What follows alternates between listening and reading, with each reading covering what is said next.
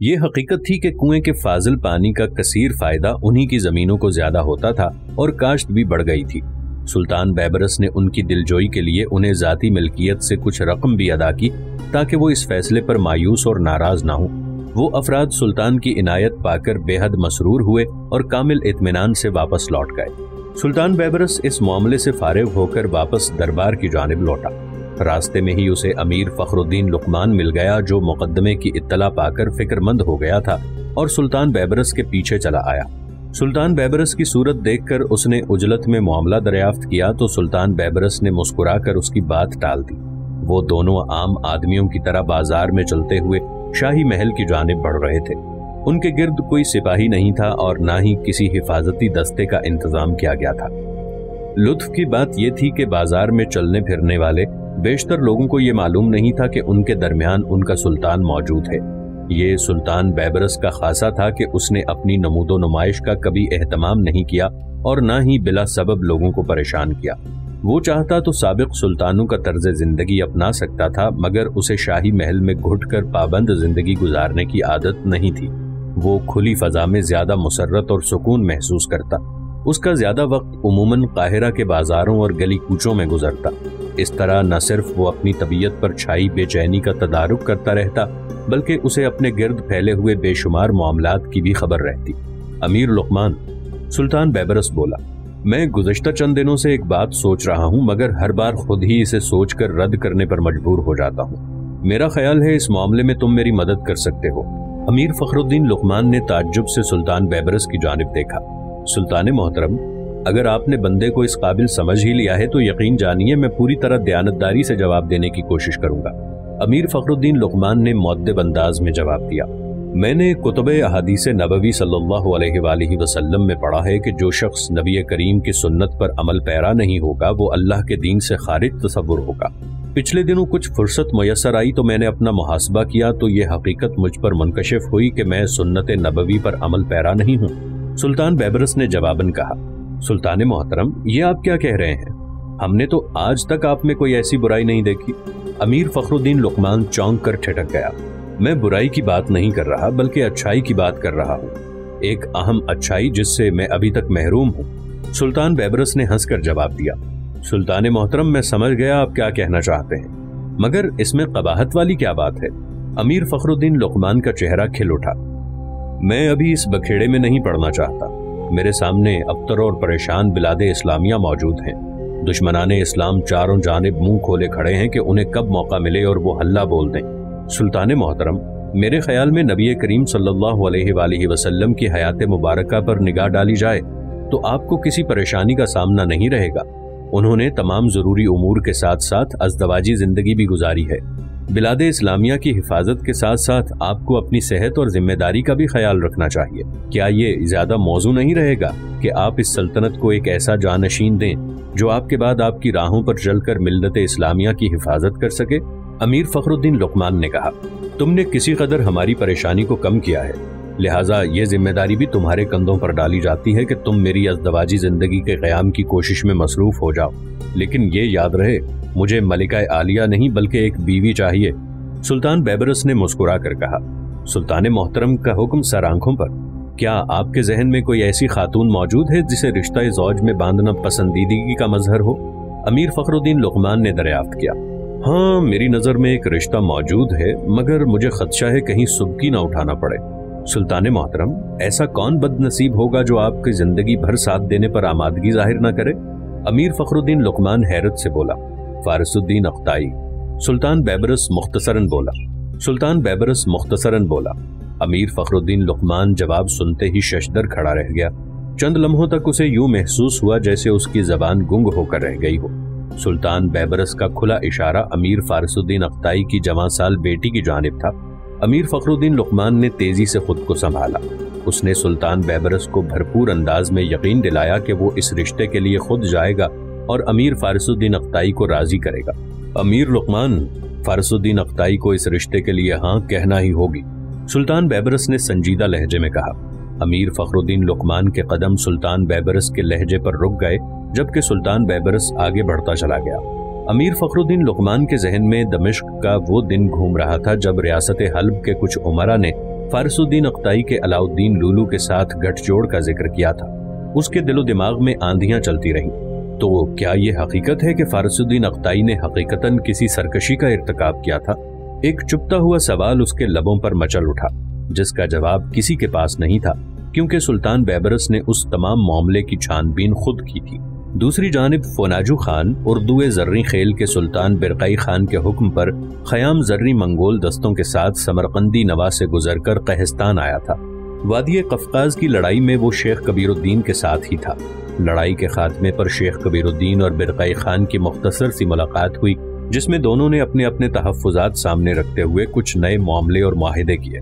چونکہ وادی قفقاز کی لڑائی کسی نتیجے پر نہیں پہنچی تھی، اس لیے شیخ کبیر الدین نے برقعی خان کے سامنے یہ درخواست پیش کی کہ وہ مدد کے لیے بھیجے گئے منگول دستوں کو قہستان میں ہی ٹھہرا رہنے دے۔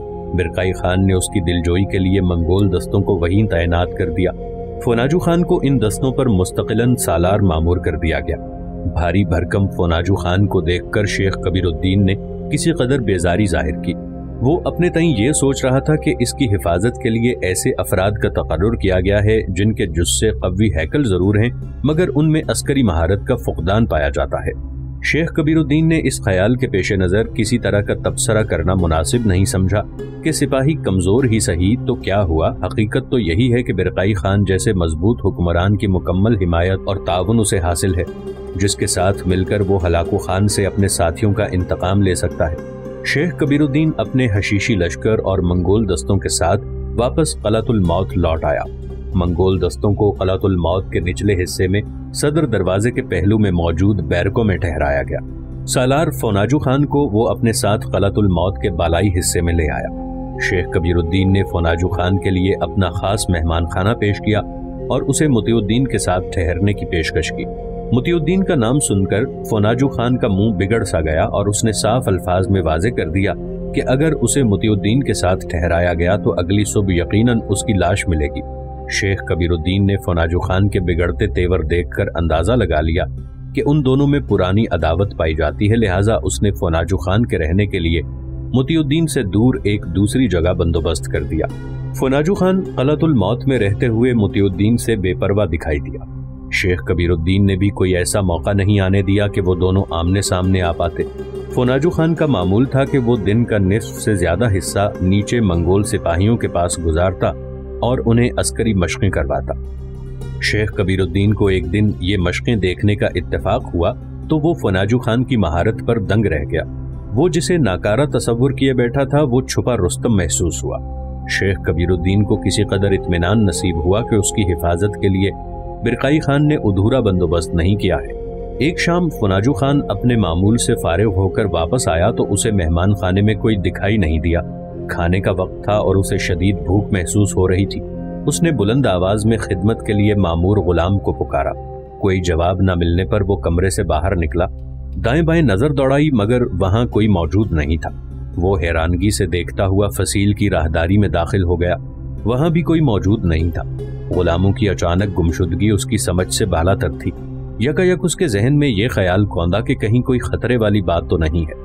وہ دبے قدموں سے شیخ کبیر الدین کے کمرے کی جانب بڑھنے لگا۔ تلوار کے دستے پر اس کی گرفت مضبوط تھی۔ وہ ہر قسم کی صورتحال سے نمٹنے کے لیے خود کو پوری طرح تیار کر چکا تھا۔ وہ دھیمے انداز میں چلتا ہوا شیخ کبیر الدین کے کمرے کے بالکل قریب پہنچ گیا۔ وہ ابھی اسی خیال میں تھا کہ کمرے میں جھانکے کہ باریک سی آواز اس کے کانوں میں پڑی جو کمرے سے آ رہی تھی۔ وہ چونک کر رک گیا۔ اس نے اپنی حصے سماعت کو کمرے سے نکلنے والی آوازوں پر مرتکز کر لیا۔ آقا، اس کی زرد رنگت پڑتے ہی میں سمجھ گئی تھی کہ وہ گل وقوز کو اچھی طرح جانتا ہے اور اس کے ساتھ اس کا قلبی تعلق ضرور ہے۔ بولنے والی عورت تھی۔ فوناجو خان گل وقوز کے نام پر دم بخود سا رہ گیا۔ اس کا مطلب یہ ہوا کہ شنگ خان صحیح کہہ رہا تھا کہ گل وقوز کا وہ مسلمان عاشق یہی مطیع الدین ہی تھا۔ میں نے تمہیں صرف اسی تصدیق کے لیے اس کے پاس بھیجا تھا۔ اسے تم پر کوئی شک تو نہیں ہوا؟ یہ آواز شیخ کبیر الدین کی تھی۔ فوناجو خان اس غیر متوقع بات چیت پر متفکر سا ہو گیا۔ نہیں، اتفاق سے کچھ ایسی صورتحال پیدا ہو گئی کہ مجھے باتوں باتوں میں گل وقوز کا سلسلہ چھیڑنے کا موقع مل گیا۔ اگر ایسا نہ ہوتا تو بھی میری صلاحیتیں اتنی کمزور نہیں ہیں کہ میں گل وقوز کا ذکر چھیڑنے میں ناکام ہو جاتی۔ اس نے گل وقوز کے بارے میں تم سے مزید کوئی سوال نہیں کیا؟ شیخ کبیر کی آواز سنائی تھی۔ بڑے کمال کا شخص ہے، اس نے ایک دو سوال سرسری سے انداز میں کیے مگر ان کی نوعیت کچھ خاص نہیں تھی۔ اس نے اپنی کیفیت پر فوراً قابو پا لیا۔ شاید میری جگہ کوئی اور ہوتا تو وہ اس کی بات پر یقین کر لیتا کہ گل وقوز کا ذکر اس کے لیے زیادہ معنی نہیں رکھتا۔ گل وقوز کی بھنک اس کے کانوں میں پڑ چکی اور شنگ خان بھی اس سے مل چکا ہے، لہٰذا ضروری ہو گیا ہے کہ اسے قلعۃ الموت سے رخصت کر دیا جائے۔ بہرکیف اس بارے میں کچھ سوچتا ہوں، تم جا سکتی ہو۔ فی الحال اس کے ساتھ رہو اور دیکھو کہ وہ کس قسم کی کوششیں کرتا ہے۔ شیخ کبیر الدین کی آواز سنائی دی۔ کمرے میں چوڑیوں کی تیز آواز کھنکی۔ فوناجو خان سمجھ گیا کہ وہ باہر نکلنے کے لیے اٹھی ہے۔ وہ تیزی سے چند قدم پیچھے ہٹتا چلا گیا۔ اس کی نگاہ دروازے پر بدستور جمی ہوئی تھی۔ جو ہی اسے لڑکی کی صورت دکھائی دی تو وہ ٹھٹک سا گیا اور اسی ساتھ میں اس کے قدم آگے کی جانب بڑھنے لگے۔ اس نے لڑکی کی صورت پر اچٹتی نگاہ ڈالی اور اس کے پہلو میں سے گزر کر دروازے کی جانب بڑھ گیا۔ وہ شیخ کبیر الدین سے ملاقات کر کے اپنے کھانے کے بارے میں دریافت کرنا چاہتا تھا اور اس گمشدہ غلام کی بابت بھی پوچھنا چاہتا تھا۔ شیخ کبیر الدین کے چہرے پر گہرا اطمینان چھایا ہوا تھا۔ فوناجو خان کی صورت دیکھ کر وہ مستفسرانہ انداز میں اس کی جانب دیکھنے لگا۔ فوناجو خان اندر داخل ہوتے ہی قریباً برستے ہوئے اپنی شکایت پیش کرنے لگا۔ شیخ کبیر الدین کو جب معاملے کا علم ہوا تو وہ اس کے سراپے پر گہری نظر ڈالتے ہوئے زیر لب مسکرانے لگا۔ ہلاکو خان وادی قفقاز سے پسپا ہو کر مراغہ واپس لوٹ آیا۔ وادی قفقاز میں پیش آنے والے ناگوار واقعے نے اس کے اعصاب پر بری طرح اثر ڈالا۔ وہ برقعی خان کے بارے میں سوچ کر فرط تیش میں تل ملانے لگتا۔ اسے اس بات کا گہرا قلق تھا کہ برقعی خان جب مسلمان ہوا تھا اسے اسی وقت خفیہ ذرائع کا استعمال کرتے ہوئے اسے ہلاک کروا دینا چاہیے تھا۔ اگر وہ ایسی کوشش کرتا تو یقیناً اسے یہ دن نہ دیکھنا پڑتا۔ اس پر یہ بات بھی آشکار ہو چکی تھی کہ مسلمانوں کو ایک چالاک اور ذہین حکمران مل چکا ہے جو اپنی مخصوص تدبیروں سے اس کی تمام راہیں مسدود کر سکتا ہے۔ برقعی خان کو اس کے مقابلے پر لا کھڑا کر دینے میں سلطان بیبرس کا بہت عمل دخل تھا۔ وہ اب برقعی خان کے بجائے سلطان بیبرس کے متعلق گہرے انہماک سے سوچنے لگا۔ برقعی خان کے پیچھے اصل متحرک قوت تو اسی کی تھی جو اسے بھرپور انداز میں استعمال کر رہی تھی۔ وہ اسی ادھیڑ بن میں تھا کہ اس کے پاس ہیت کے میدان کی خبر پہنچی۔ اسلامی لشکر کی شکست اور خلیفہ اسلام کا خاتمہ بڑی تفصیل سے اسے پیش کیا گیا۔ یہ نہایت مسرت آمیز خبر تھی جس نے ہلاکو خان کے دل و دماغ پر چھائے ہوئے رنج کا کسی قدر ازالہ کر دیا۔ ہلاکو خان نے اس خوشی میں جشن عظیم کا اعلان کیا اور کھلے الفاظ میں اعلان کیا کہ اس کے رشتہ دار مخالفین جو چاہیں جتن کر لیں، ایل خانی سلطنت کی بنیادیں اس قدر مستحکم ہیں کہ انہیں ہلانا کسی کے بس کی بات نہیں۔ ان کے ہم مذہب بھائیوں کی بربادی کا بیڑا ایل خانی منگولوں کی قسمت میں لکھا جا چکا ہے۔ ہلاکو خان بے شک ان کے مقابلے میں نہ موجود ہو تب بھی فتح و کامرانی اسی کا مقدر بنتی ہے۔ یہ اعلان در حقیقت برقعی خان کے حملے پر گہرا طنز تھا۔ جشن عظیم سے فارغ ہو کر کچھ دنوں بعد ہلاکو خان نے تمام عمائدین اور امراء اپنے پاس طلب کیے اور ان سے حالات کے بارے میں مشاورت طلب کی۔ تمام لوگوں نے اپنی اپنی عقل کے مطابق کئی مفید مشورے دیے، مگر ان میں کوئی ایسا مشورہ نہیں تھا جو قابل قبول ہوتا۔ کچھ مشورے محض وقتی نوعیت کے تھے جو کچھ عرصے کے بعد غیر مؤثر ہو کر رہ جاتے، اور کچھ مشورے اتنے مشکل اور دیر طلب تھے کہ خاصا وقت برباد ہونے کا احتمال دکھائی دیتا تھا۔ ہلاکو خان کافی دیر تک نہایت صبر و تحمل سے اپنے عمائدین کی بحث و تکرار سنتا رہا۔ جب ان میں کوئی بھی کسی خاص نتیجے پر نہ پہنچ پایا تو ہلاکو خان کا پارا چڑھ گیا۔ اس نے ان سب کو صرف 1 گھنٹے کی مہلت دی کہ وہ سب آپس میں سر جوڑ کر کسی نہ کسی نتیجے پر پہنچ جائیں اور کوئی ایسا لاہ عمل ان کے سامنے پیش کریں جس سے سلطان بیبرس کی قوت کا خاتمہ ممکن ہو سکے اور برقعی خان کو فراہم ہونے والی قوت بھی منقطع ہو جائے۔ ہلاکو خان نے صاف الفاظ میں واضح کر دیا کہ اگر وہ سب لوگ کسی بھی ایسے لاہ عمل کو تجویز کرنے میں ناکام رہے تو ان سے زندہ رہنے کا حق چھین لیا جائے گا اور ان کے مراتب کا بھی کوئی خیال نہیں کیا جائے گا۔ اسے یہ ہرگز گوارا نہیں کہ وہ اپنے گرد کند اذہان کی محفل سجائے رکھے۔ عمائدین اور امراء ہلاکو خان کا فیصلہ سن کر لرز گئے۔ انہوں نے دی گئی مہلت کا شکریہ ادا کرتے ہوئے کسی معقول تجویز پیش کرنے کا وعدہ کیا۔ ہلاکو خان وہاں سے اٹھ کر محل میں چلا گیا۔ امراء عمائدین سب سر جوڑ کر صلاح مشورے میں مصروف ہو گئے۔ وہ بخوبی جانتے تھے کہ ہلاکو خان کے منہ سے نکلے ہوئے کلمات کبھی غلط ثابت نہیں ہوئے تھے۔ اس بار ان میں کوئی چپقلش یا اختلاف رونما نہیں ہوا۔ وہ سب حالات کا تجزیہ کرتے ہوئے کسی ایسی منزل پر پہنچنے میں مصروف تھے جو ہلاکو خان کے لیے پسندیدگی کا باعث بن پاتی۔ 1 گھنٹے کا وقت پورا ہوتے ہی ہلاکو خان دربار میں لوٹ آیا۔ सब लोगों ने उठकर उसे ताज़ीम दी। हलाकू खान ने नरमी से उन्हें बैठने का इशारा किया और दोबारा अपना सवाल दोहराया। काने आज़म, एक मंगोल अमीर बोला, हमें जिन मुश्किलात का सामना है इनमें 3 निहायत अहम है। पहली मुश्किल हमारे लिए सुल्तान बैबरस की जात है, दूसरी मुश्किल बरकाई खान और तीसरी मुश्किल बातनी गिरोह। इसके अलावा मुख्तलिफ इलाकों के मुसलमान जंगजू गिरोह भी सरकशी करते हुए रियासती निज़ाम में खलल पैदा करने की कोशिश कर रहे हैं। हम सब लोगों की मुत्तफ़क़ा राय ये है कि हमें सबसे पहले किसी एक हरीफ के साथ पूरी क़ुव्वत से निमटना चाहिए, फिर दूसरे की जानिब तवज्जो करनी चाहिए। सुल्तान बैबरस चूंकि यहाँ से काफ़ी दूर है, इसलिए उसकी फौरी फिक्र की चंदा ज़रूरत नहीं है। वो हरीफ बाहमी इत्तेहाद से हमारे गिर्द मौजूद है, बातनी गिरोह और ख़याम ज़र्री मंगोल। हमारे ख्याल में हमें सबसे पहले इस इत्तेहाद को तोड़ना चाहिए।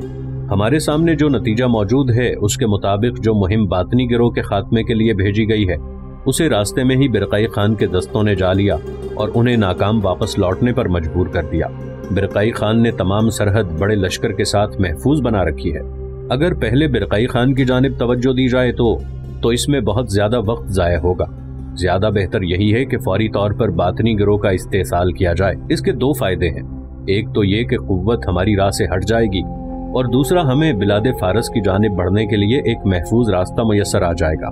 बातनी गिरोह को उनकी सरकशी की सजा जरूर दी जाए, मगर ये अमर कैसे मुमकिन बनाया जाए कि हमारे लश्कर बिरकाई खान की असाकर की निगाहों में आए बगैर कामयाबी के साथ काहिस्तान पहुंच सकेंगे।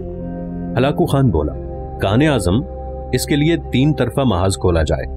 एक महाज उस मकाम पर जहां बिरकाई खान के कहिस्तान से राब्ते हैं। ये सरहदी इलाका ज्यादा तवील नहीं है। इस मकाम पर यह कोशिश की जाए कि लड़ाई शदीद भी ना हो और राब्ते की रुकावट का इंतजाम भी मुकम्मल हो जाए।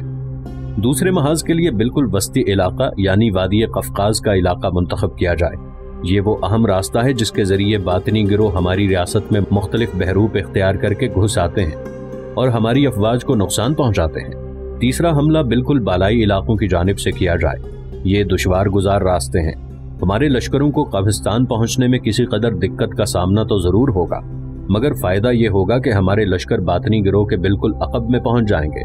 बातनी गिरोह चूंकि पहले से 2 मकामात पर बटकर लड़ाई में मसरूफ होगा, इसलिए उसे अपने अकब से हमले का दिफा करना मुश्किल हो जाएगा। तुम्हारी तजवीज काबिल अमल है। 2 तरफा महाज में उन्हें उलझाकर फायदा उठाया जा सकता है। बातनी गिरोह के खात्मे के बाद बिरकाई खान यकीनन तन्हा रह जाएगा। मुझे मालूम हुआ है कि सल्तनत हिंद के फरमारवा नासिरुद्दीन महमूद ने भी बिरकाई खान की मदद से इनकार कर दिया है। बिरकाई खान के पास सिर्फ एक ही हलीफ रह जाता है, सुल्तान बैबरस। काने आज़म, सुल्तान बैबरस फौरी तौर पर तो यहाँ पहुँच नहीं सकता। उसे पहले बिलादे इराक और फिर बिलादे फारस को उबूर करना होगा। अगर आप बातनी गिरोह की तरफ थोड़ी सी तवज्जो दें तो हमारे लिए बिलादे फारस की जानिब बढ़ना मुश्किल नहीं होगा।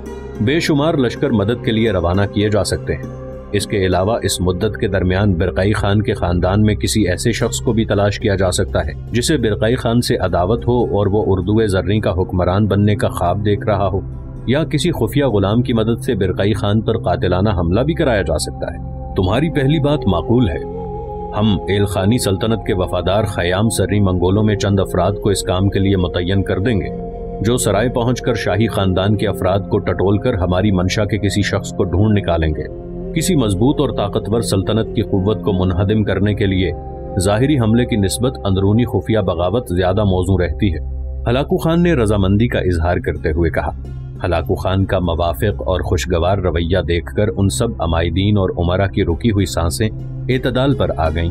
थोड़ी देर हलाकू खान को जैसे कुछ याद आ गया। तुम लोगों ने बातनी गिरोह और बिरकाई खान के बारे में ही सोचा था। इस तमाम मुद्दत में सुल्तान बैबरस की कुव्वत तो अपनी जगह मुस्तहकम और बरकरार रहेगी। काने आज़म, मंगोल अमीर किसी कदर हिचकिचाते हुए बोला, इस बारे में हम सोच चुके हैं। अगर जान की अमान हासिल हो तो अर्ज करें।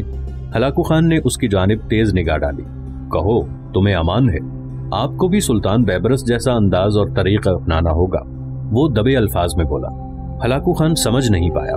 उसने नरमी से बात की वजाहत तलब की। काने आज़म, वो अमीर आहिस्तगी से बोला, सुल्तान बैबरस की तदबीरों में एक ये भी देखने में आई है कि वो अपनी कुव्वत बढ़ाने के लिए दूसरी रियासतों से दोस्ताना ताल्लुकात उस्तवार कर रहा है और इन ताल्लुकात को किसी न किसी जंजीर में परो देता है। जैसे बिरकाई खान की जानिब भेजी गई सिफारत का मामला था। कैसर रूम ने उसकी सिफारत को कुस्तुनतुनिया में गिरफ्तार कर लिया, मगर सुल्तान बैबरस ने अपनी रियासत में मौजूद बतरीकों और नसरानी उलमा का सहारा लिया और उनकी जानिब से धमकियां दिलवाईं। अगर आप भी कुछ ऐसा ही करें तो। वो बोलते बोलते रुक गया।